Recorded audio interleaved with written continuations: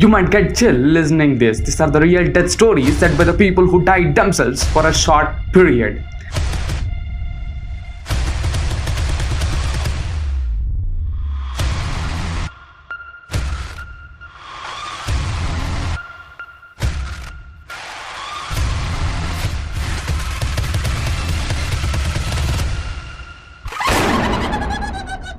In 1994, Tony Chicoria, who was a neurosurgeon from upstate New York, had experienced the death.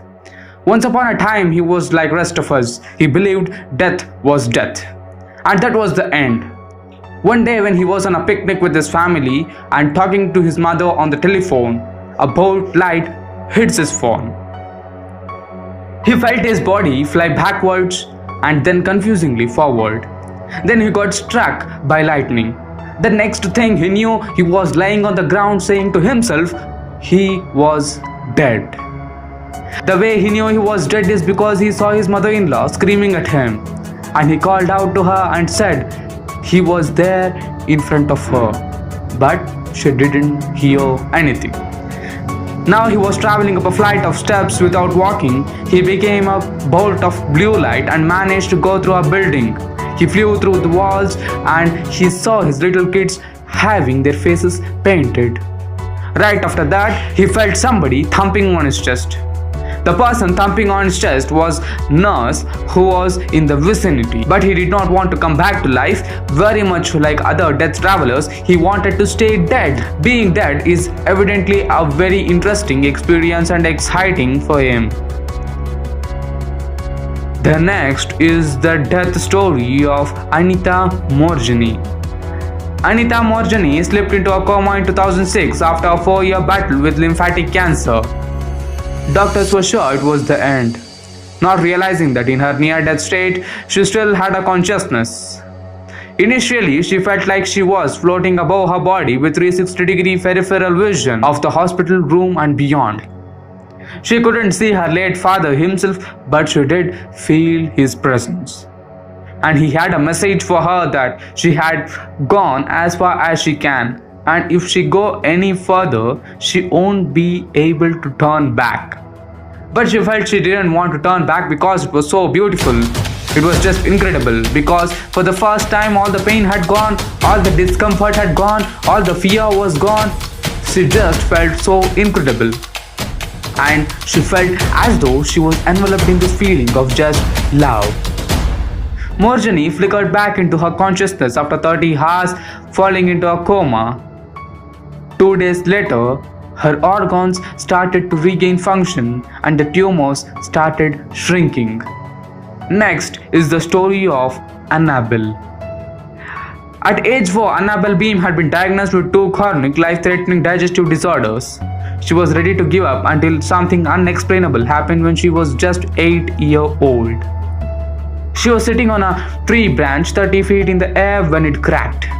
She fell all the way down and into a hollow at the base of the tree, where she was trapped for 6 hours. She says she died and went to heaven. It was really bright, and I sat on Jesus' lap and he told me, whenever the firefighters get you out, there will be nothing wrong with you. And I asked him if I could stay, and he said, No, I have plans you need to fulfill on earth that you cannot fulfill in heaven. When she woke up, her illness had healed. I think this miraculous experience gave ideas to write a book. Our guess was correct. Annabelle's mom wrote the book Miracles from Heaven, which was later turned into a film. Now the real story begins.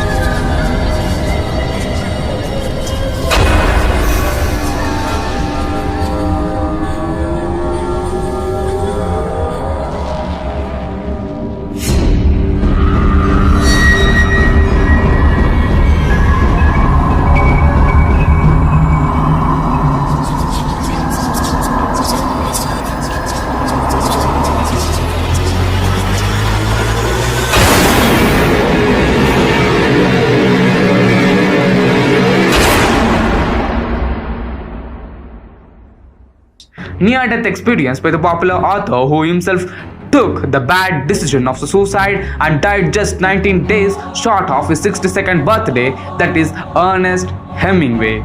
When Ernest Hemingway was serving the American Red Cross in Italy during the World War I, he was badly injured by the mortar bomb. He apparently died for a moment.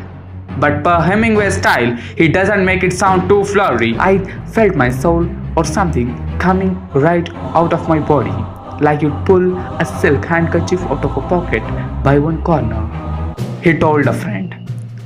It flew around and then came back and went in again, and I wasn't it anymore. The Near Death Experience Research Foundation collects the stories from people who have seen the other side. Now is the story of actress. When actress Jane Seymour was shooting the 1988 film Onase, she went into an anaphylactic shock when her bronchitis antibiotics were injected into a vein instead of a muscle. I had the vision of seeing a white light and looking down and seeing myself in this bedroom with a nurse frantically trying to save my life and jabbing injections in me.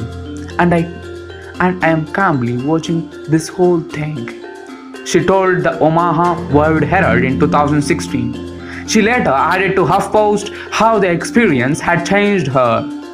I remember looking down at this body that was mine, realizing I wasn't it. And I totally grasped the concept that your body is really a vehicle, she said. You need to service it like a car.